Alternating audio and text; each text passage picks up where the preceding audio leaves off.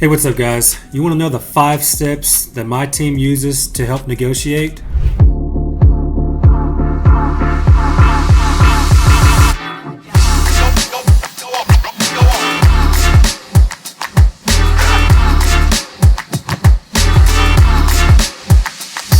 Hey guys, so we'll get into it. My name is Graylan Stewart.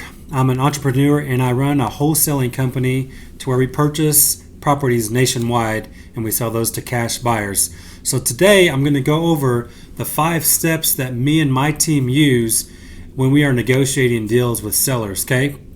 So the first thing is talk about the seller, not you, okay? So what do I mean by that?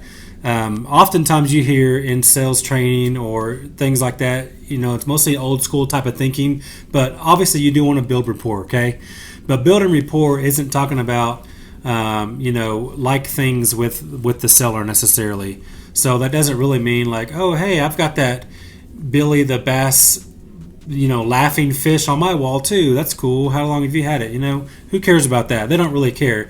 You want to get the seller talking about themselves because people like to talk about themselves more than anything else. So get them talking about themselves, and then that way you can use that for fuel as you close towards the end of the conversation, just bringing up those certain things. They want to talk about, their family, what their family does, their family's, activities, what they do for fun, what their kids do in school, things like that. So you always want to talk about them and not you, because let's face it, nobody cares about you when you're in this seller and buyer situation. You're talking on the phone with a distressed seller.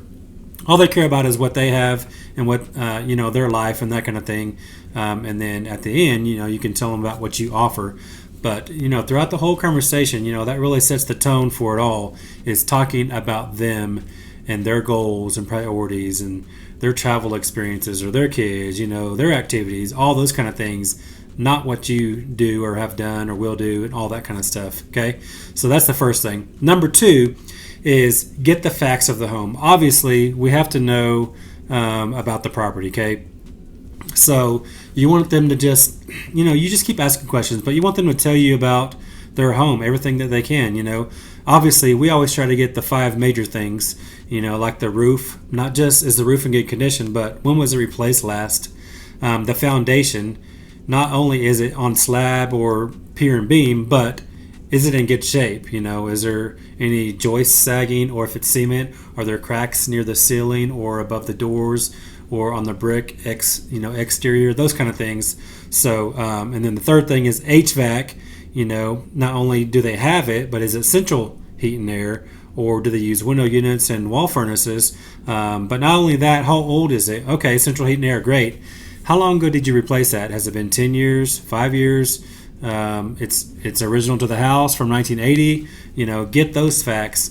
And then the fourth thing is the electric. If it's an older house, obviously 1960 or earlier, me personally in my business, we go ahead and replace the electric because it's just old and it's outdated and it probably won't pass new codes.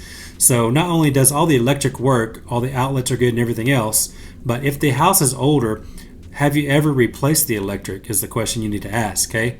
If it's newer, 1980 or newer, just ask, are all the light switches and outlets functioning, or do you have any issues with the electric at all, okay? And then the 5th thing is the plumbing. Obviously, like it's the same thing as electric. If the house is older than 1960, me and my business, if we're flipping the house or keeping it as a rental, we are replacing all the plumbing with PEX piping, because a lot of them have the old copper or whatever else. They're probably going to need it. So we just go ahead and nip that in the bud and get it taken care of now rather than having an issue later on. But if it's a newer house, 1980, do you have any plumbing issues? Is it all in good working condition? That kind of thing. So after you get the facts of the home, obviously, then you got to figure in your max allowable offer, okay? Your MAO. And if you don't know how to figure an MAO, I've done a video. We'll put it up right here. How to find an MAO, 3 different ways to find an MAO. So check that out. But so after you figure out what your maximum allowable offer is, that's the key, because you have to have the ARV first and then subtract those repairs and what kind of fee you're trying to make to get your MAO, okay? So that's the third thing you got to do is figure out what your MAO is. So the fourth thing is try to get an offer from them, as opposed to you just shooting an offer out.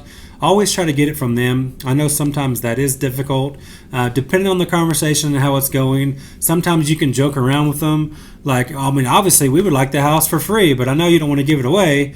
So give me a ballpark figure that you're kind of thinking. Most people have an idea of what they want out of the house, but many times that's hard to get that out of them. It also depends on the type of marketing that you got. Like if it's an RVM or an SMS or a cold call, well, you called me, that's usually their response. But, if it's they're calling you off of, a radio ad or a TV ad or a bandit sign or something like that, they're calling you off of direct mail, then oftentimes it's a little easier to go ahead and get the offer out of them. But just say, just give me a ballpark just to see if we're even in the same range. Because if we're not, I don't want to waste your time. And my time is valuable as well. So, kind of what ballpark are you thinking?